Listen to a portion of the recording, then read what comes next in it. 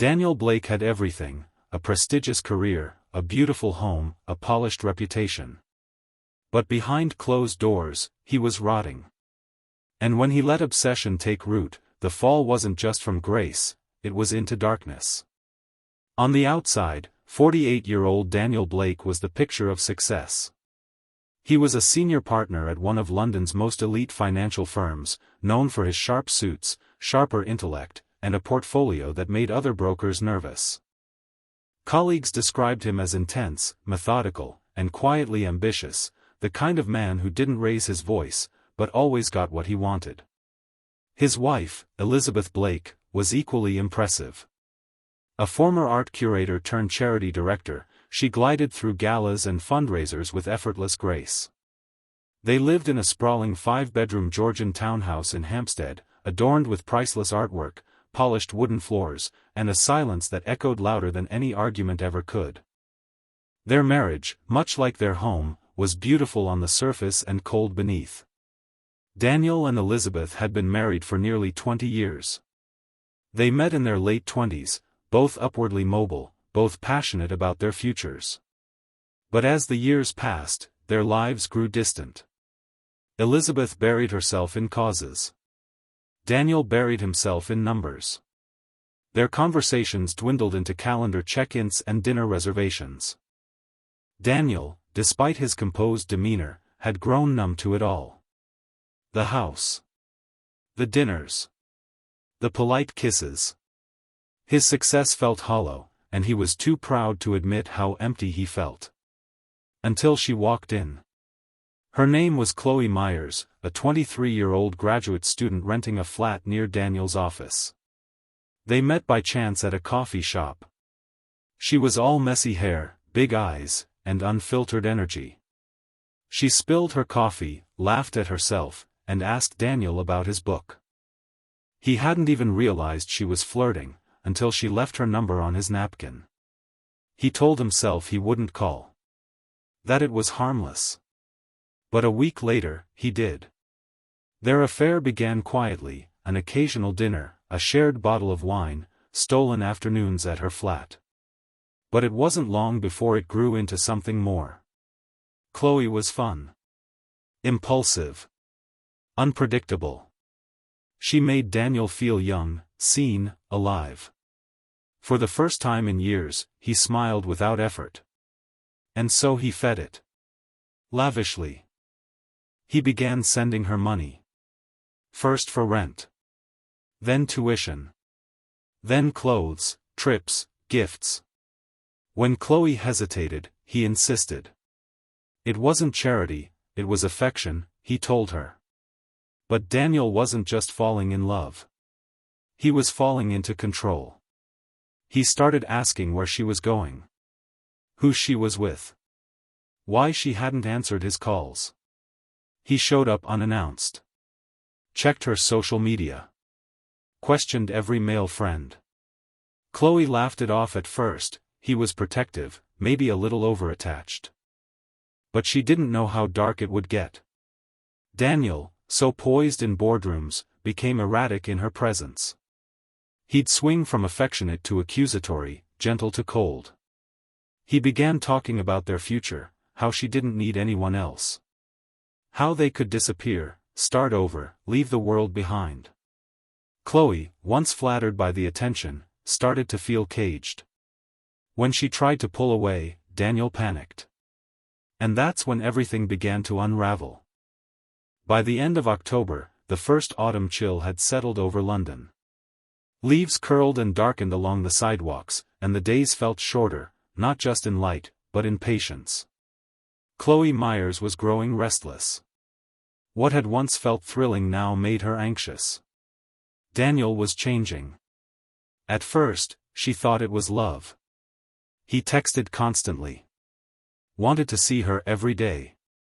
Sent flowers when she didn't respond quickly. But lately, his energy felt different. Not romantic. Suffocating. He scrutinized everything. Asked to see her phone. Questioned her about classmates, her tutor, even her flatmate. He no longer asked if she had time, he demanded it. And when she said no, his silences turned heavy, his smiles edged with bitterness. One night, Chloe tried to break it off. She invited him over to her flat and told him, gently but firmly, that she couldn't do this anymore. She needed space. She needed her life back. Daniel sat still, barely blinking. "You're not serious," he said finally. "I am. You can't just walk away from this." His voice was low now, deliberate. Chloe crossed her arms, forcing her tone to stay calm. "It was never going to be forever, Daniel. You knew that." He laughed, but it wasn't amusement. It was disbelief. "I've given you everything," he said, rising from the sofa. "And you think you can just discard me?" "No one's discarding you," she replied, voice shaking. "I'm trying to end this with dignity." But Daniel didn't want dignity. He wanted control. And he wasn't about to lose it. 2 days later, he called. Apologized. Sounded broken. "I'm sorry for how I acted. I didn't handle it well. I need closure," he said. "Please, Chloe. Just meet me one last time." She hesitated. But his voice was different, calmer, softer. Almost defeated. "Just 1 hour. I'll leave you alone after that. I promise." He offered to pick her up on Saturday morning, said they could talk somewhere quiet. A family friend had a house outside the city. No one would be there. No pressure. Just peace. Chloe, still clinging to the idea that Daniel was just heartbroken, not dangerous, agreed. She didn't tell her flatmate. She didn't tell her parents. She figured it would be easier that way. Cleaner. Just one conversation, and then it would be over. That Saturday, Daniel arrived in his silver BMW at precisely 9 a.m., as he always did, punctual to the second. He smiled when she stepped into the car. Wore a dark wool coat and carried a flask of coffee. He looked calm. Almost grateful. They drove in silence, past the city's edge, into quiet country roads dotted with old stone fences and fog-heavy fields. The house sat alone at the end of a gravel path, nestled between barren trees. It was 2 stories, brick-faced, with white shutters and a slate roof. The kind of place that looked cozy in daylight, but unsettling in isolation. Inside, the air was still and cold. Daniel led her to the sitting room, where a fire had been laid but not lit. The windows were shut, the curtains drawn. Chloe sat on the edge of an old armchair. She waited for him to speak. Daniel didn't sit. He stood by the window, back to her. "I never thought I could feel this way again," he said. "You woke something up in me, Chloe. Something I thought was gone." She stayed silent. "I can't go back to my life. Not after you." "Daniel," she began, gently, "you'll be okay. We'll both move on." He turned sharply. His face was flushed. "I don't want to move on." Then the shouting began. They argued, about promises, betrayal, futures that never were. Chloe told him he was scaring her. Told him she was leaving. When she stood up, he grabbed her wrist. "Don't walk away from me," he snapped. She yanked her arm back, tried to head for the door. He stepped in front of her, blocking the way. The argument surged again, this time louder, more desperate. And then it happened. In one furious moment, Daniel shoved her. Maybe he meant to stop her. Maybe he just lost control. Chloe fell backwards. Her head hit the corner of a stone fireplace with a sickening crack. The room went silent. She didn't move. Daniel stood frozen, heart pounding, the weight of what he'd done crashing into him. For a few long seconds, Daniel Blake didn't move. The air in the room thickened. The silence screamed. Chloe Myers lay motionless at the base of the fireplace, her chest still, her head tilted unnaturally.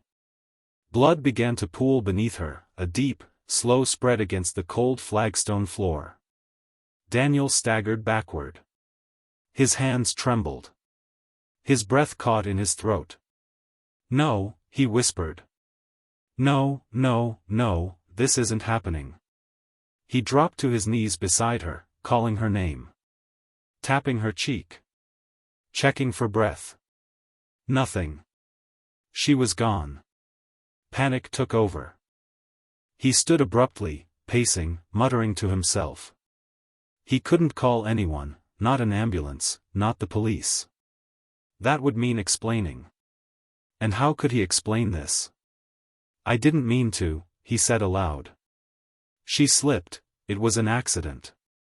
But accidents still had consequences. Instead of calling for help, Daniel grabbed a throw blanket from the sofa and covered her. Then, methodically, almost robotically, he began to clean. He wiped surfaces. Collected her phone. Took the coffee mugs and put them back in the car. Anything that could tie her to the house. He loaded her body into the trunk of his BMW, wrapped tightly in the blanket. His hands were cold. His face expressionless. By late afternoon, the sky had turned gray. The countryside around him was still deserted.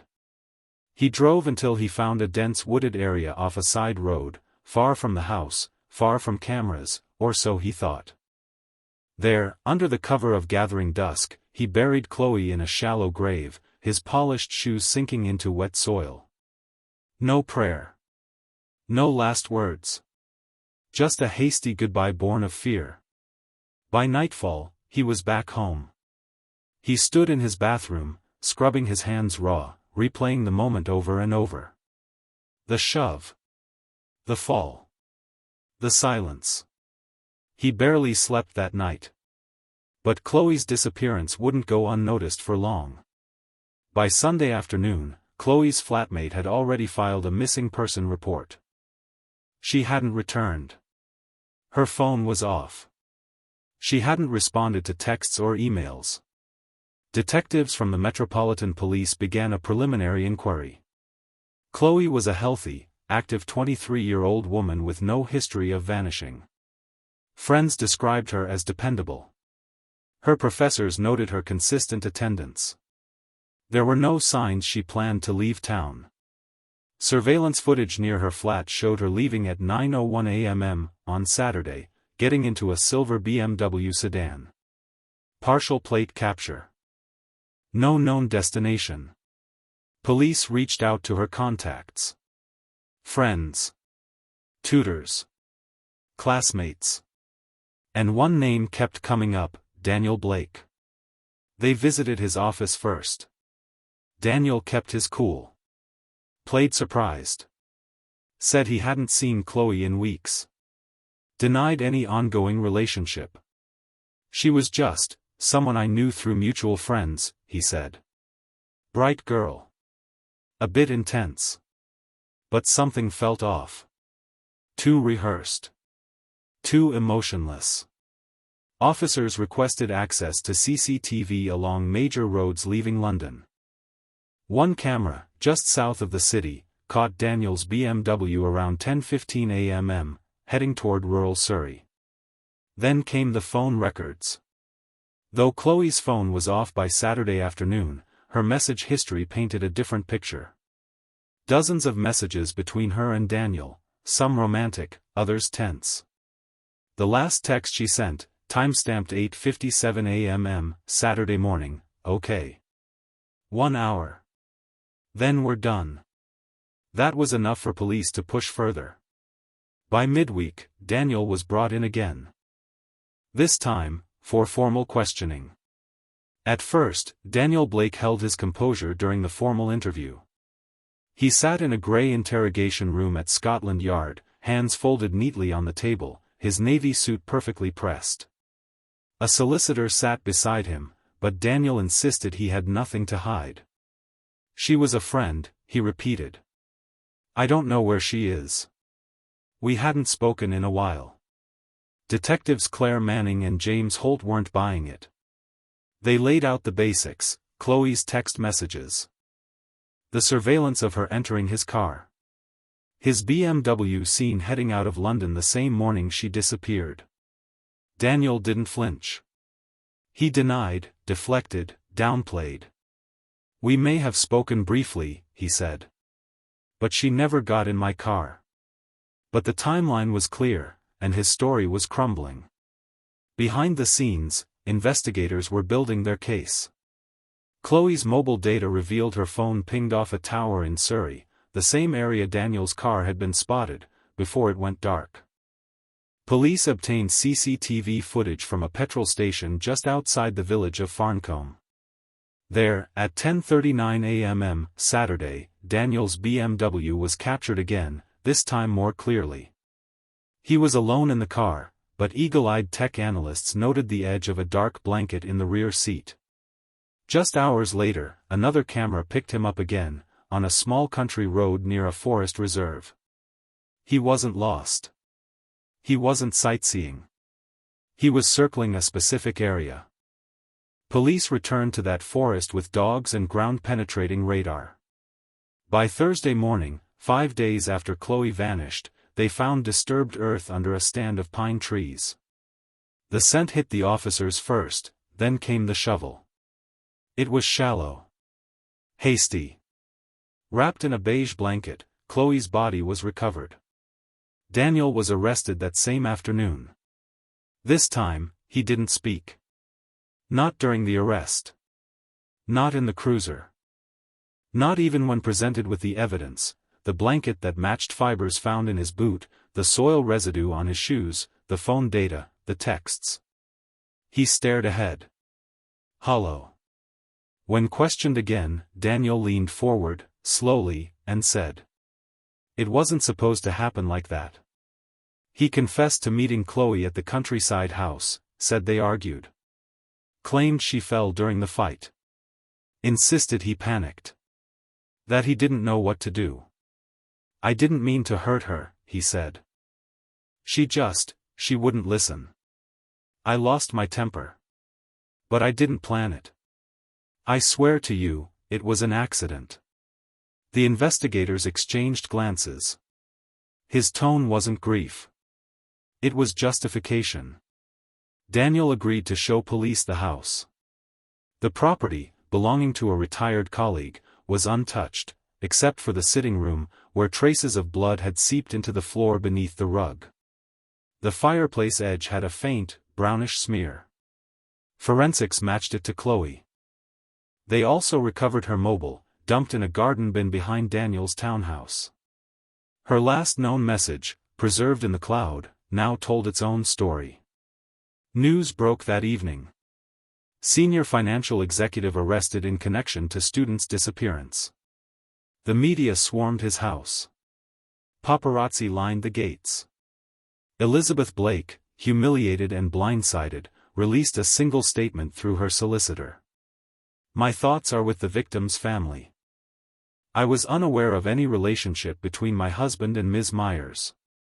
Inside their immaculate Hampstead home, Elizabeth packed a suitcase and left. She never came back. By the time Daniel Blake stood trial, the courtroom was packed to capacity. Reporters filled the gallery, sketch artists hunched over notepads, and the public strained for every detail. The narrative had gripped the nation: a powerful man, a secret affair, a young woman silenced in a lonely country house. Daniel entered wearing a dark suit, thinner now, his once confident posture slouched. He spoke only to confirm his name and plea: not guilty to murder. Guilty to manslaughter. The prosecution wasn't having it. Crown Prosecutor Helena Sharp laid out the case with precision. She told the jury that Daniel Blake had not simply panicked. He had manipulated, isolated, and ultimately killed Chloe Myers in a fit of possessive rage. The affair, she explained, had become an obsession. His jealousy had grown toxic. And when Chloe tried to walk away, he couldn't handle the rejection. "This wasn't an accident," Sharp said. "This was control, turned deadly." She displayed the text messages, Daniel's pleas, demands, ultimatums. The forensic evidence. The surveillance trail. The shallow grave. The jury sat motionless as each piece stacked up like bricks around Daniel's version of events. One message from Daniel, sent weeks before Chloe's death, stood out. "If I can't have you, no one will." Then came the witnesses. Chloe's flatmate took the stand, recounting the tension in the final days, how Chloe had grown afraid of Daniel. How she planned to end things once and for all. She broke down when asked about the last morning she saw her alive. Next came Chloe's university tutor, who recalled how bright and ambitious she was, and how distracted she'd been in the weeks leading to her disappearance. She seemed burdened, he said. Like someone was pressing down on her spirit. A digital forensics expert testified about the data trail, how Chloe's phone had traveled with Daniel's, even after she'd stopped responding. How the phone was manually shut off around 11 a.m., just 1 hour after she entered his car. The defense, led by barrister Malcolm Reeve, painted a different picture. Yes, Daniel had made mistakes. Yes, the relationship was inappropriate. But it was not murder, Reeve argued, it was a tragedy. A moment of lost temper. A fatal accident during a heated argument. He did not plan this, Reeve said. There was no weapon. No premeditation. Just grief, panic, and a horrible outcome. Daniel sat silently throughout, hands folded, face unreadable. Then came the moment everyone had waited for, Daniel Blake's testimony. He took the stand on the 6th day of trial. In a calm, almost rehearsed tone, he recounted the relationship. How he met Chloe. How it evolved.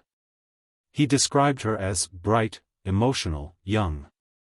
I tried to protect her, he said. From bad choices. From herself. He claimed Chloe had been unstable. That she had threatened to expose him. That he only pushed her during a fight, not meaning to cause harm. I didn't plan to hurt her, he said. I loved her. I only wanted to talk.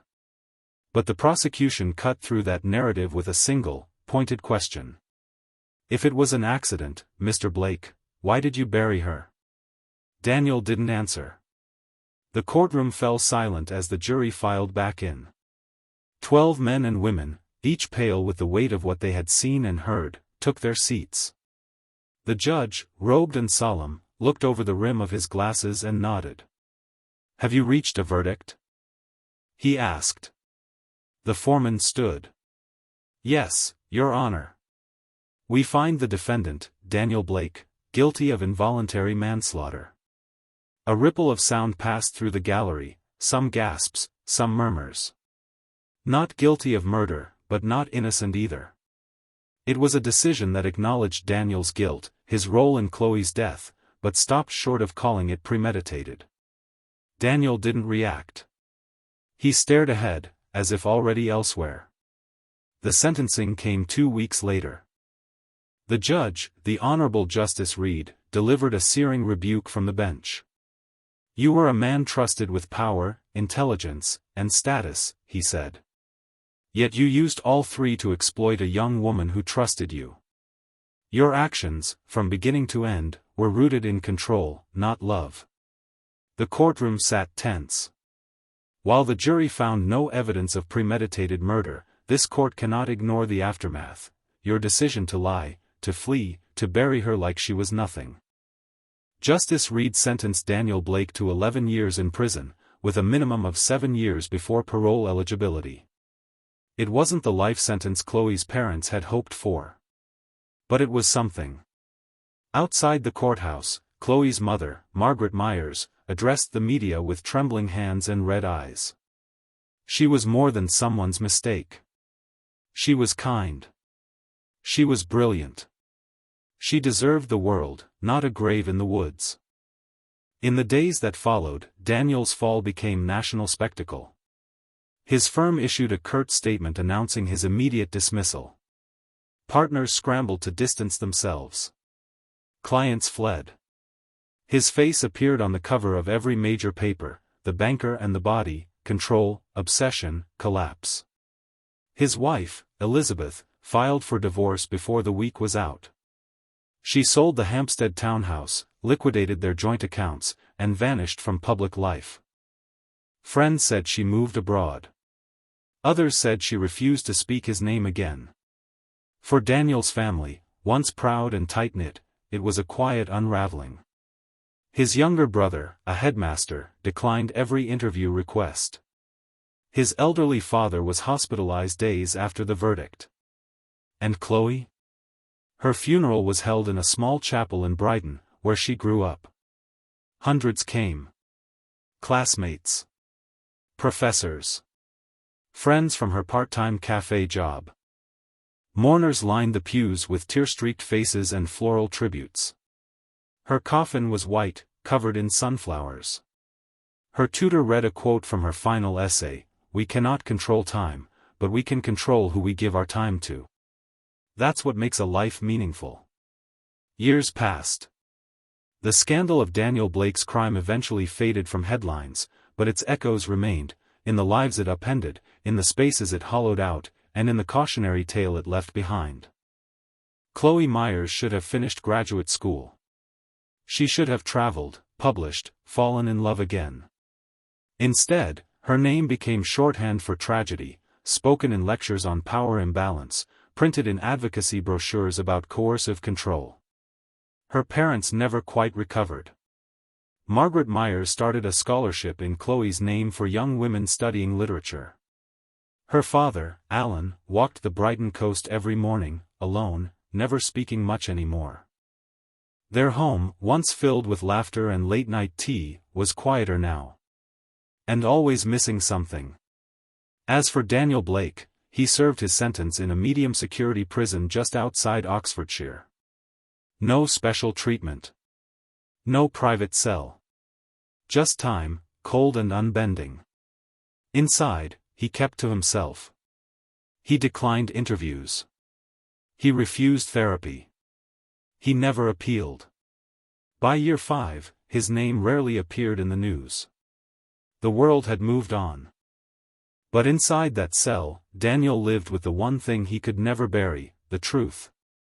He had all the power. All the privilege. And he traded it for the illusion of control over someone half his age. He destroyed not just Chloe's life, but his own, his marriage, his family's name. He had once believed he was above consequences. Now, he woke up each morning to the sound of steel doors and silence. The house where Chloe died was later sold.